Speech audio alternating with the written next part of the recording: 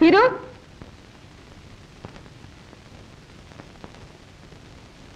రఘు రఘు రాయి ఉత్తరకి. మీ కాళ్ళకు మొత్తం బాబు, మన్నించండి. మన్నించాలి. కాసు పుల్లరి కట్టకుండా కంచెలు వేపడానికి మీ అబ్బ సొమ్మనుకున్నారా? చూడండి.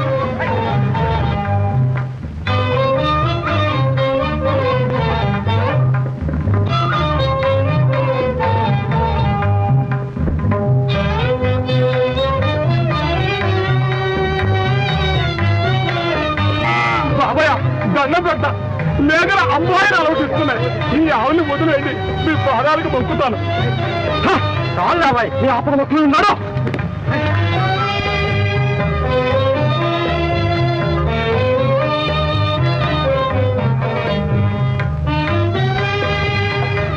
కాటడం చేత కట్టాలి బాలయ్య మహారాజా.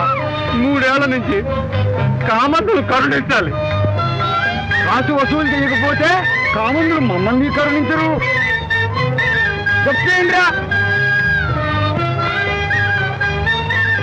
ఏం కష్టం వచ్చింది రా అంకన్నా. లేరా దివాంజీ గారితో చెప్పుకున్నాం పదరా. వచ్చే పంటలో రకం కట్టేస్తామని సోమోజీ యువరాజులం గారికి అర్జీ దాఖలు చేసుకున్నామండి. యువరాజులం గారిని చూసుకుని ఊరేణ చూస్తూ ఎగ్గొట్టాలనుకున్నారా? తక్షణం చెల్లించండి, లేకపోతే కొంపగోడి సర్వం జప్తీ చేయిస్తాం. మరో వాయిదా దయచేయించండి, అప్పో తప్పు చేసి కట్టేస్తాం. వాయిదా లేదు, జీవిదా లేదు.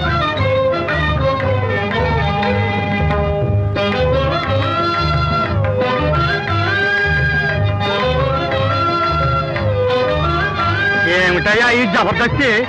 ఎన్నడూ లేదే. జబర్దస్తి కాకపోతే మహారాణి గారి జవ్వారీకి 6 లక్షలు ఎలా వసూలవుతాయనుకున్నావు? మహారాణి గారి జవ్వారీ నిమిత్తం మా ప్రాణాలు తీయటం అంటాయా? అమ్మ తల్లి బొగ్గున మండించేస్తుంది.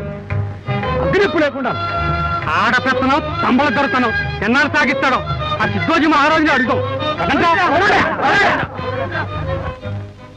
మహారాజాధిరాజ రాజ పరమేశ్వర మరాఠీ రాయ ఖండే రాయ వంశ పయ పారావార సుధాకార సిద్ధోజీ మహారాజ మార్తాండ బహుపరాగ్ బహుపరాగ్.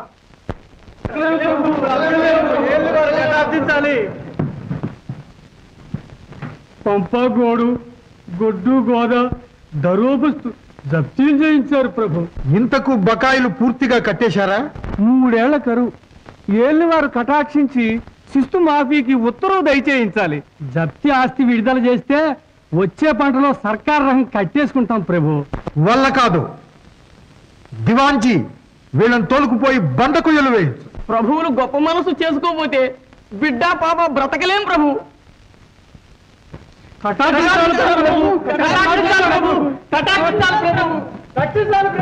కనికరించండి కాకాజీ. పన్నులు కట్టగలిగితే ప్రజలు ఈ అవమానాలు కావాలని కోరుకుంటారా? పాపం రైతులు కూటికి గుడ్డకి లేక చాలా కష్టపడుతున్నారు. వారిని దండించడం ధర్మం కాదు. మరొకసారి ఆలోచించండి. చాలు నీ సంజాయిషీలు. గమనించే ఇంతవరకు తెచ్చావు.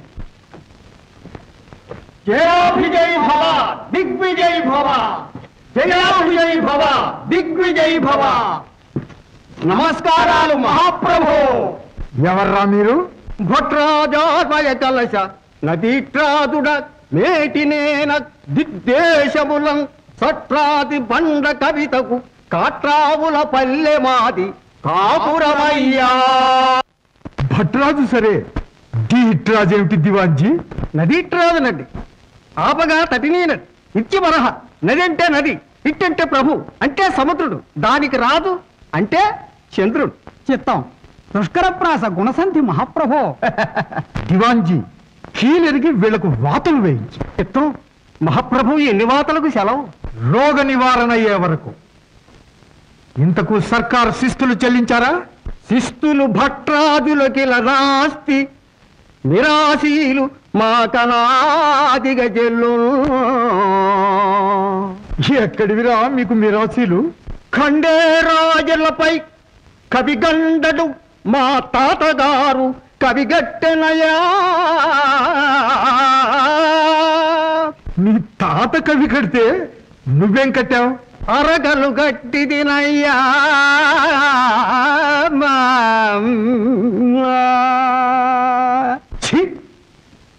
శిస్తు మీ అబ్బ కడతాడ్రా దివాన్జీ. వీళ్ళ మాన్యాలు సేరీలో కల్పించి 3 తరాల శిస్తు చావచిత కొట్టి వసూల్చాయి.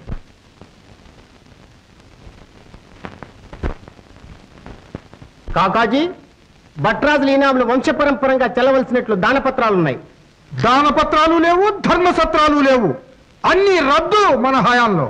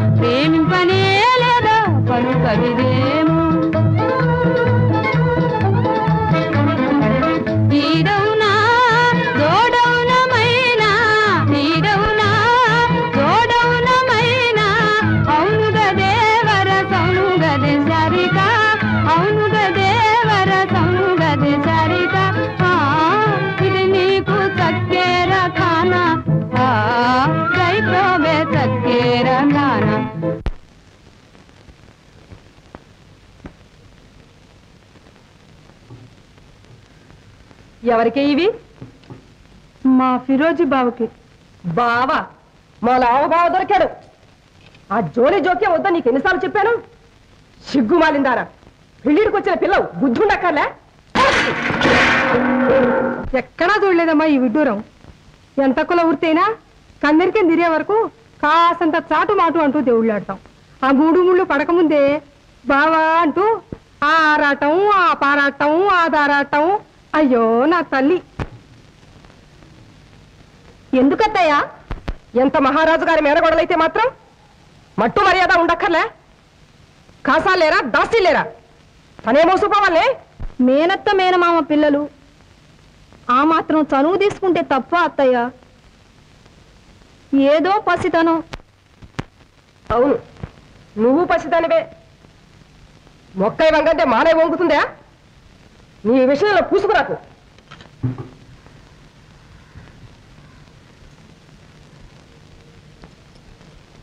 రోజు ఈ రచ్చేనా?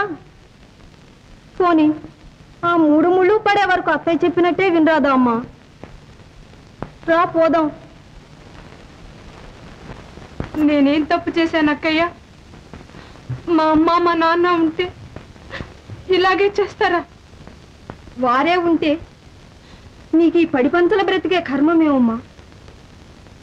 ఇంతకు మన రోజులు మంచివితో మా నుంచే నీకు ఇన్ని కష్టాలు వస్తున్నాయి.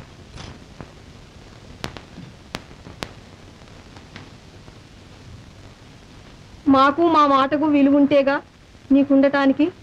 అంతూ ఇప్పుడు రఘుకొచ్చిన లోటే. రఘు, ఎందుకు ఇలారా?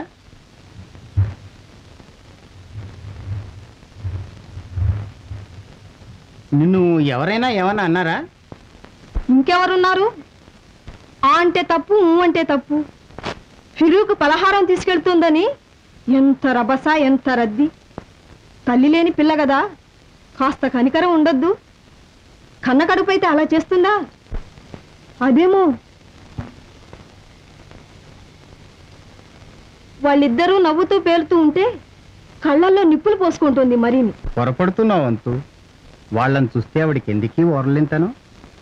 ఏదో పాతకాల మనిషి. ఈ కాలపు చనువులు సంబరాలు ఆవిడకి నచ్చకపోవచ్చు. మీరు ఆమెని సరిగా అర్థం చేసుకోలేదు. మీరు చేసుకున్నారుగా.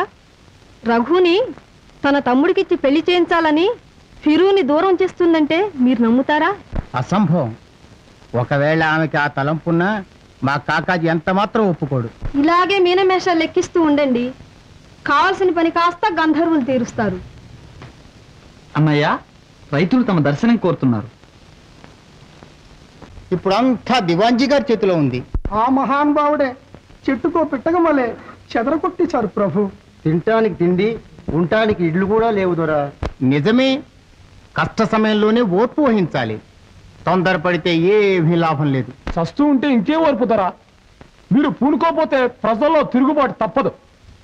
చల్లని దొరలని మిమ్మల్ని చూసి రైతాంగం వెనకాడుతుంది. ఇంకా పట్టలేం ప్రభు. దౌర్జన్యంతో వ్యవహారాలు కొనసాగుతాయా? శాంతించండి. అయినా మరొకసారి మహారాజు గారితో మనవి చేసి చూస్తాను. మీరు మీ వదంతో చెప్పి తలో కొంచెడు ధాన్యం ఇప్పించు. సోమోజీ మహారాజ్!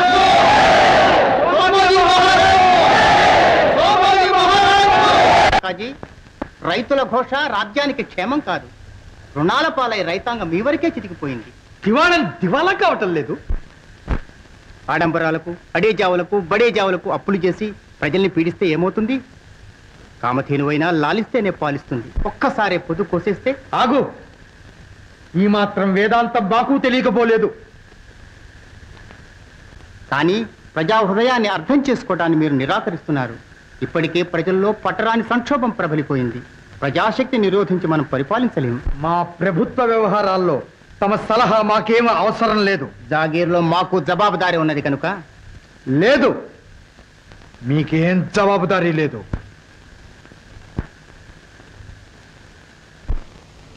కాకాజీ, కాకాజీ, తండ్రి వెనక తండ్రివని నిన్నే నమ్ముకున్నాం.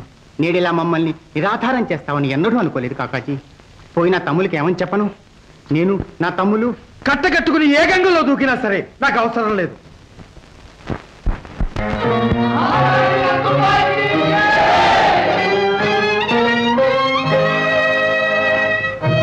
అంతు ఏమిటది? ఎవరు సొమ్మని? మనదే. ఏదో పేదవాళ్ళని. పేదవాళ్ళైతే దివాణమే ధర్మసత్రమా? ఆకలితో మాడిపోతున్నారు. అందరికీ ప్రాణాలే అత్తయ్య గారు. పోనీయండి. పోతే నీకే. మహారాణి అన్నారనే మంది సొత్తు దానాలు చేస్తున్నావు. పోయేవాళ్ళు ఊరికే పోక దివాళా చేసి మరిపోవాలనే. దిక్కులేని వాళ్ళకి ఇన్ని గింజలు పెడితే దివాణం దివాళవుతుందా అత్తయ్య? చాలే. మహారాణి బయలుదేరింది బారుగూరుమై పరాయిసులు పందేరం చేయడానికి. ఆ మాత్రం అధికారం మాకు ఉంది గనక. ఉంది. దయగలిచి ఇంక తిరిపం పడేస్తే తిని ఉండలేక నీ కాదు చెప్పేది. ఎవరిచ్చారో నీకు అధికారం? పెట్టినా కొట్టినా నేను మహారాణి. వీళ్ళందరినీ మెడబట్టి బయటికి వెళ్ళండి.